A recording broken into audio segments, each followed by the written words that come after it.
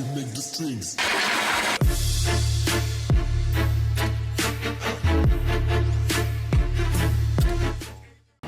Alright guys, back at the shop today. Dave's over here. What are you doing in this harness? I'm deleting all the stuff you don't need. Like what? ABS and stuff like that. Well, hey, where'd you get that shirt? It came with my FD. I'm gonna ask you that every time you wear that friggin' shirt. I mean, I washed it, so it's good to go. FD? Yeah, it was just in the back seat. You wear it. It fits. It's like if you go to Goodwill, but I bought a car and it came with a shirt. Yeah. Alright, I was like, so I have an LS in my 240. Shit, this yeah, is you like have an LS in there. You saved that FD because they were going to LSX swap it. So that was their first shot. There's one at the auction that's LS swap. Ty, where'd you get that shirt? Did you go to motionautotv.com and save 30% with the code SALE30 to get that? Saved 100%. I saved 100%. Yeah, he actually did. He saved Actually, I 100%. saved negative like 80% by buying it. As he like took it out of the bag, he stole like 20 bucks out of your wallet. Dang. All right, so Dave, so what is the thought process that goes into this? I just pretty much trace the wires back. So you just yeah. you strip out all this stuff. We have kind of the little diagram of this thing, so you can kind of figure out what is what, and then kind of label it from there. And then you look at the plugs, and then you label the plugs. Like this is a windshield wiper thing. This is just one that plugs into the dash. What is this thing? That's the fuse for the headlight. Oh man, I could read that. You like that? I could read that. I could totally read that. But basically stripping down all the crap out of here, like the headlight relays and... No, not the headlight relays. No, the fan relays. So that stuff's coming out. We're gonna like narrow down the fuse box so it's really small, and then maybe extend wires and do all that stuff. Or David's gonna do that. Probably won't have to extend anything. Probably just have to... Yeah. Do you think we'll be able to just put that on the kick panel down there? I wouldn't even use that fuse box. Or just make my own fuse box? I just get like a little fuse relay box. And then just, because I think you'll only need like one of these I think you only need ones that comes with the wiring specialties deal? Like that? Yeah, that's too big though. I think you only need like 3 relays and like 4 fuses. Okay. So we'll do that. But I guess we're gonna reenact, since this is like the Fast and the Furious car, we're gonna reenact that UPS scene where the UPS driver has some issues. But instead of that, right? UPS driver. The FedEx. No, but remember Fast and Furious in the Rob Dom? It wasn't. It was in Fast and Furious. Yeah. It wasn't a UPS. He wasn't a UPS driver. Oh, it was a guy that had engines. Yeah. But it wasn't UPS. Yeah, Rob made him the UPS guy. Okay, so Rob Dom. What are you talking about? I'm so lost. You're lost. If you're lost, I'm lost. Should we remake this? You know, Derek got a truck? All right, so we're gonna turn this into a Rob Dom video, but instead of UPS, this is FedEx. So if you remember the scene from Fast and Furious where they're getting the engines and they're gurgling oil and all that stuff.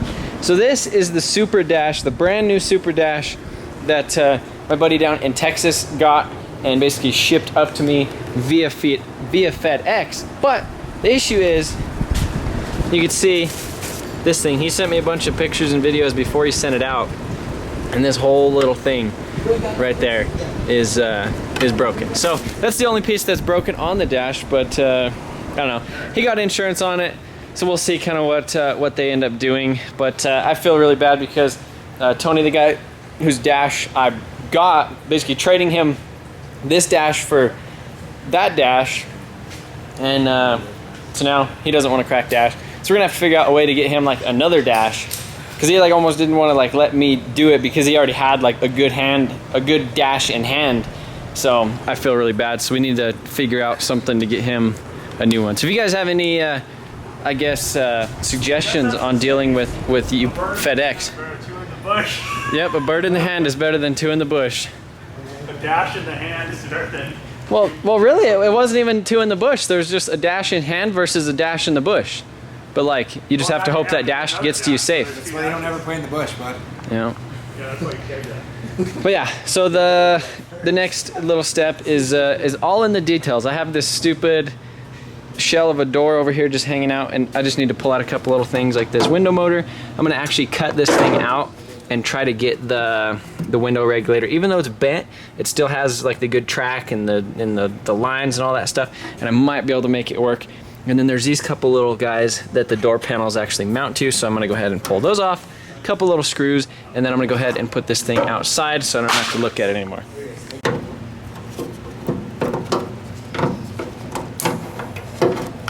These are 30,000 mile door clips.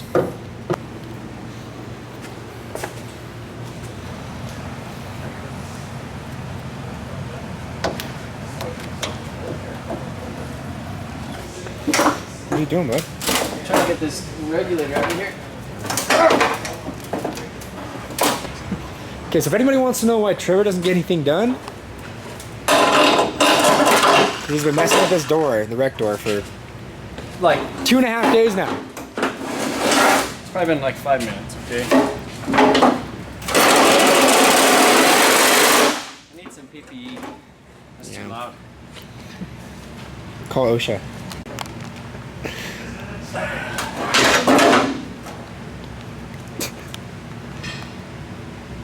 Was it worth it? That's good. You never know, man. You never know. What else do I need off it?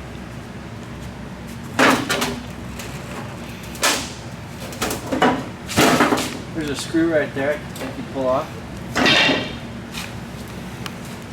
All that work for a bent regulator and track. It's a good motor, it's good wires, it's good sliders, it's good plastic. Because that other one, that door has one on it, but this thing's all torn apart. All the cables and stuff are mangled. Which, yeah, this one's bent, but all the sliders are good. This thing's good. Like the little rollies, the motor, like all that stuff's good. Whereas that one, that's all apart. I need it. And these screws right here for the bottom, the door, you need those too. You just don't find these things just laying around. Like you gotta get them when the getting's good. And put them in a pile so you don't know which ones go where.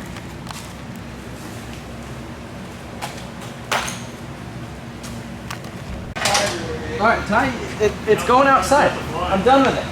I'm actually done. Insert SpongeBob meme. No, it's going in the scrap metal truck bed.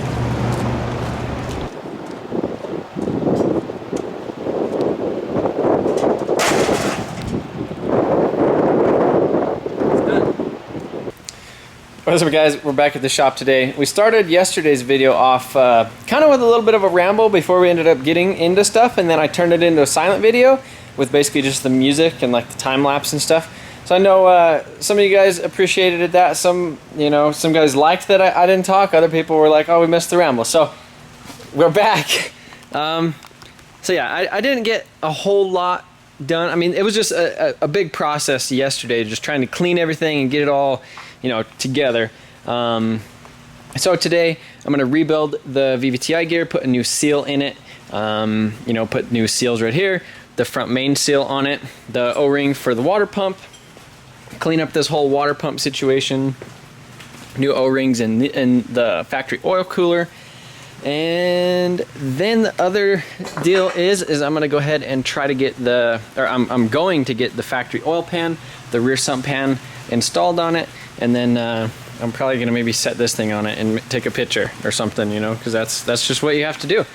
But I did order this little adapter ring today. This is a 3-inch B-band to a 4-inch, and because I'm going to be running like a 4-inch downpipe. This is a 4-inch vibrant stainless steel. It's pretty heavy. I mean, look how thick that wall is right there. I probably should have tried to order some thinner stuff, but I didn't know any better. So that'll adapt from a 3-inch outlet to a 4-inch. So we'll have a big boy downpipe on this guy, and get that 3584 RS to pipe its exhaust out the back, so all the people could hear the 2J noises.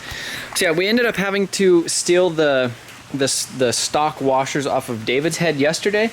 Somebody thought that his already had head studs.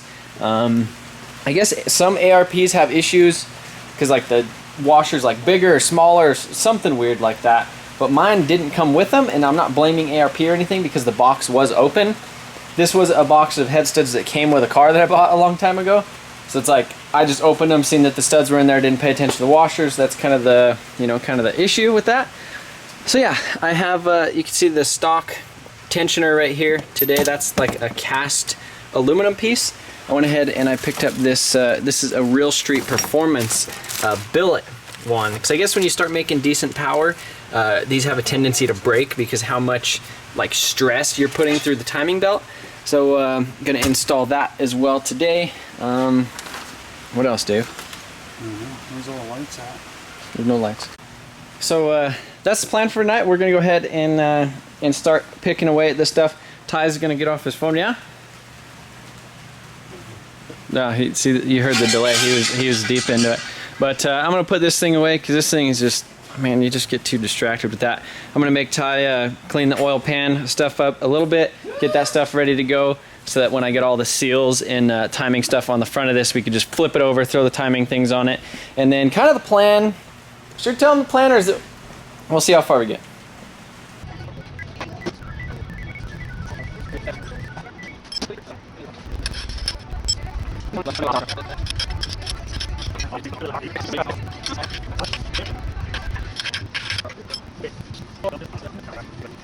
So I was just getting ready to throw the water pump on, and Dave rushed over and he's like, "Hey, let's pull out that pipe thread and Break my wrist. And break your wrist." Yeah.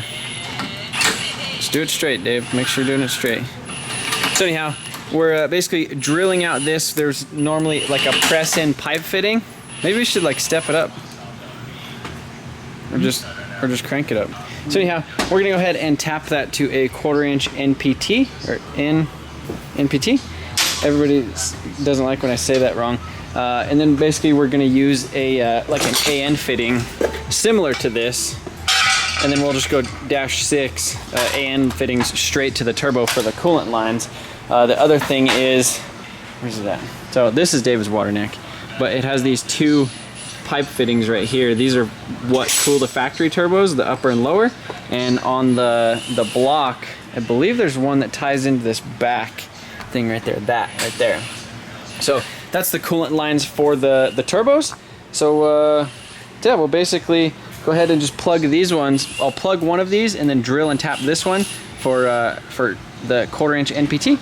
And then we'll get the -6 lines, and then we'll run the coolant lines like that to the coolant thing. So he's over there drilling that right now.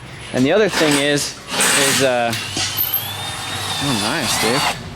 The other thing is, since this is a oil pan off of an SC300, I'm gonna go ahead and drill it out because they're not tapped from the factory for the rear sump, because I had to get basically like a Junkyard SC300 oil pan since I didn't have a rear sump for the Supra, as you know, pretty much all of the Aristo things, or most of them that come over, are front sumps. So converting this guy to rear sump, and so I gotta drill that. But I'm kind of trying to decide if I want to weld the fitting on there. You can see right here, instead of having like a thing that you bolt, this is a -10 weld-on bung right here. So I could just stick that on there and just weld it, and then it'll be permanently on there and it'll be nice, versus having like a gasket and a bolt thing. So that's an option. So we might have to weld a couple things tonight. Oh, and the other issue is, since this was a Junkyard oil pan, they put like these stupid things. They basically just use a punch, and they punch a hole straight through the oil pan to drain the oil out of the engine, and they just put like a stupid little rubber thing in there. So I'm gonna pull that out and then weld that shut as well, which kind of sucks, but you know, this is, rear sump pans are kind of getting harder to find, it seems like, and they're expensive. So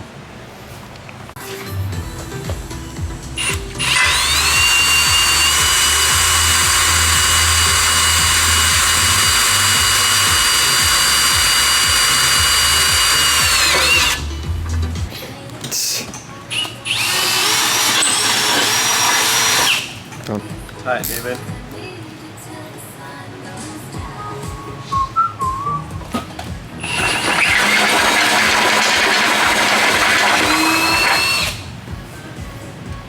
Is that tight or not? That's like almost like it's meant to be in there. What? Twist it. That ain't gonna work. I've gotten them out that way That before. ain't gonna work.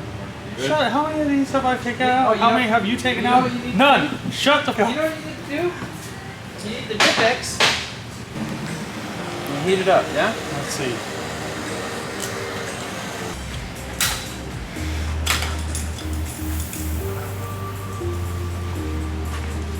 See if I can get it out first. Hear me.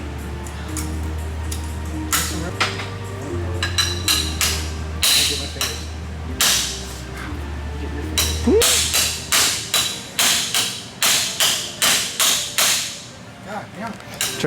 Alright, so Dave, we got the holes drilled and tapped right here for the quarter NTP for the water outlets. We're just going to put a plug in one and then a dash 6 fitting in the other. And then this right here, went ahead and got this all cleaned up.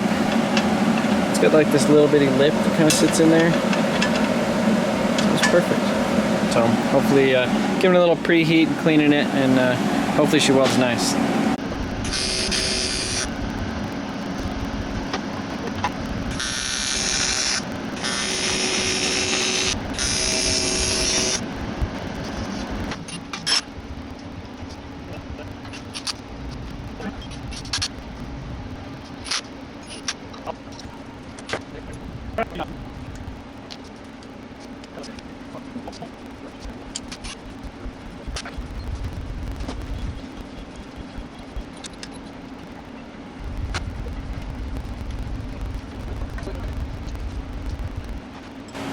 Alright, so Dave got all the timing stuff on it.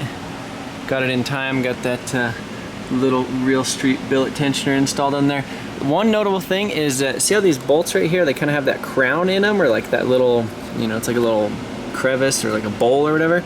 The one directly behind this, we just had to kind of shave it down a little bit just because it wasn't moving freely, but that wasn't too big of a deal. But yeah, I got the blue racing gates on there, and then a BC tensioner. Oh, look at that. It wasn't tight. Look at it. It slipped already. Huh. It's all the way advanced. But anyhow, I'm over here messing with the oil pan. I got that top bung welded on there pretty decent, so I'm excited about that. Hopefully we don't have no leaks or nothing. And then I got the oil pan right here. So they did that stupid that plug in it, and it was kind of stupid because it misshaped it. So I just used this drill, kind of drilled it out a little bit bigger, got rid of all the little, you know, crowning or, you know, protruding metal out of the back. So I'm gonna go ahead and take this little piece of mild steel, cut a little, kind of a little square thing, and then kind of shape it so it fits down in these little ridges and stuff, and hopefully get a nice little weld on it. I'll go ahead and TIG it as well.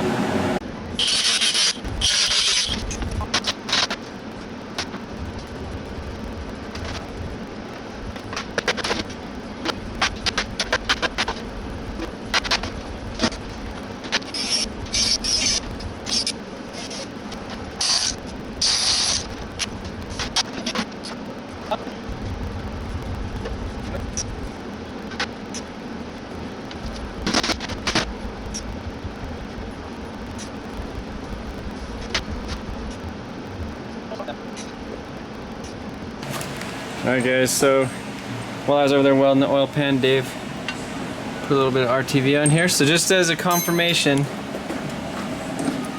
stock pistons, stock rods, all that stuff. Alright, so this is the oil pan. Not the prettiest thing, but it should seal up. Get the oil pan on this guy. Or the upper for it. Proud of my little fitting. So I did a hot water test to make sure that she don't leak. And she don't leak. So I'm gonna go ahead and throw a little bit of paint on the bottom of it and throw it on the engine.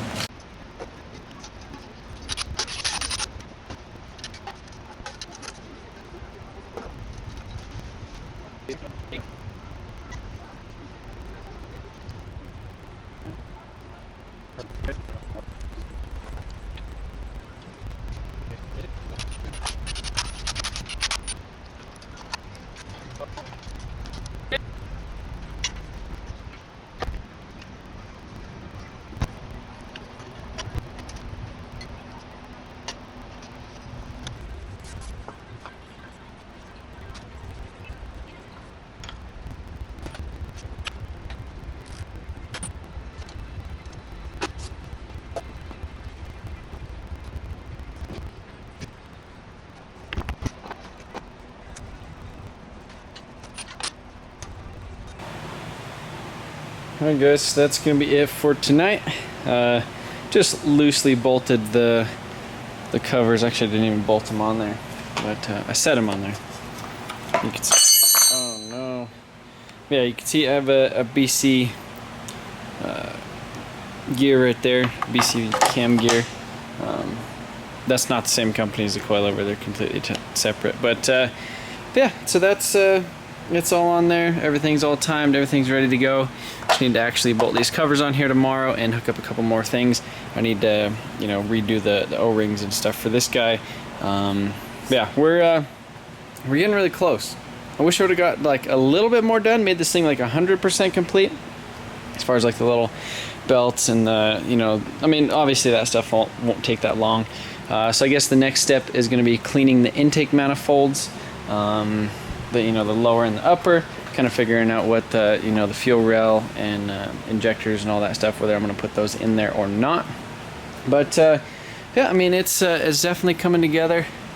It's nice seeing that that oil pan on there, and you know, the nice painted block, and just pretty much seeing everything all together. There's no reason to have the turbo manifold on there with the turbo other than just looking at it, and I was kind of trying to mock up a little bit of the downpipe just to kind of see how it would flow.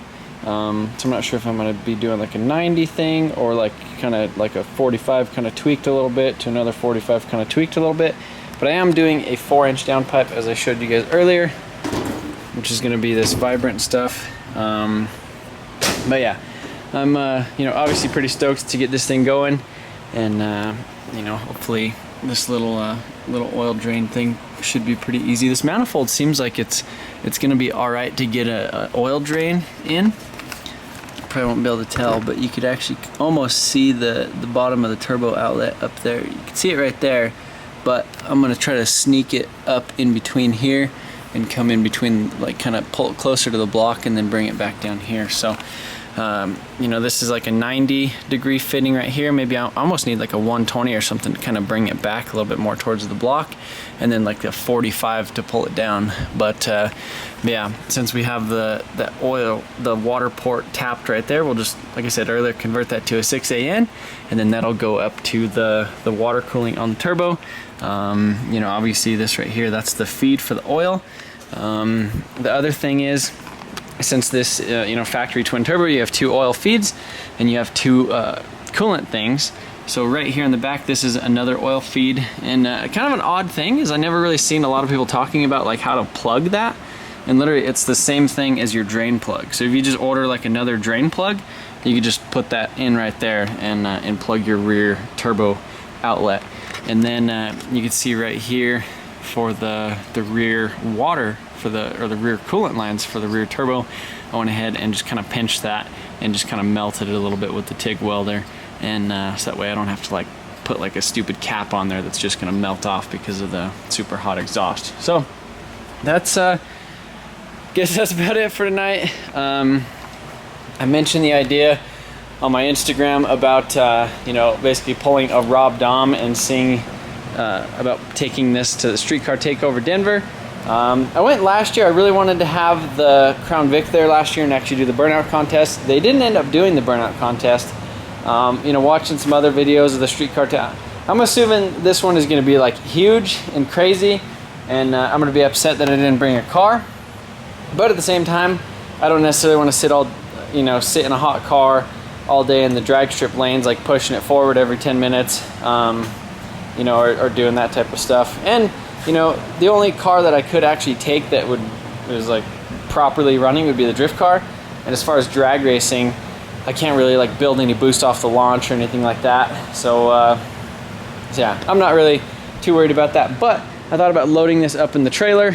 It's only like an extra $5 on top of the spectator pass to have like to enter a car in the show, and then you get to like park in the pits, obviously, and then I'd take my truck, my trailer, roll this in and out, and then I'd be able to have like a cooler with like water and Gatorade and snacks, you know, the little pit bike, all that type of stuff. Kind of have like a little home base there, you know. And honestly, like I'm just kind of super stoked to kind of show you guys and you know, show a lot of people kind of this car and how it's coming together.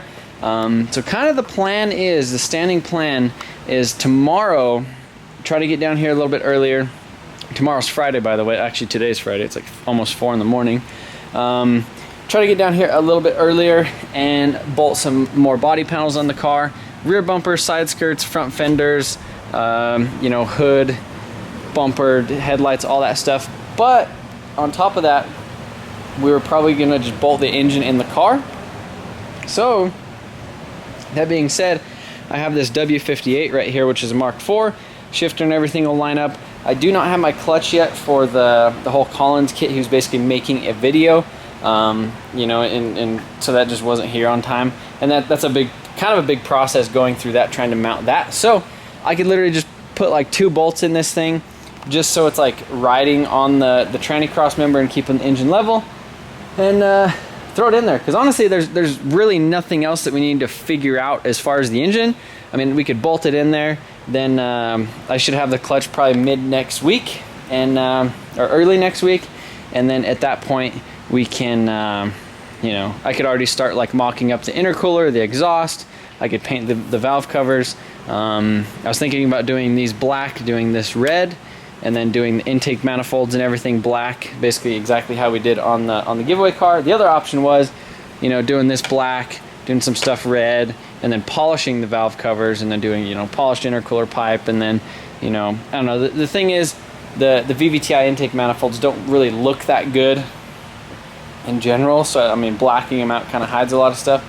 But yeah, this has turned into a, you know, Rambletron of a video towards the end here, but hopefully you guys are kind of stoked on the progress, at least, you know, looking at that thing.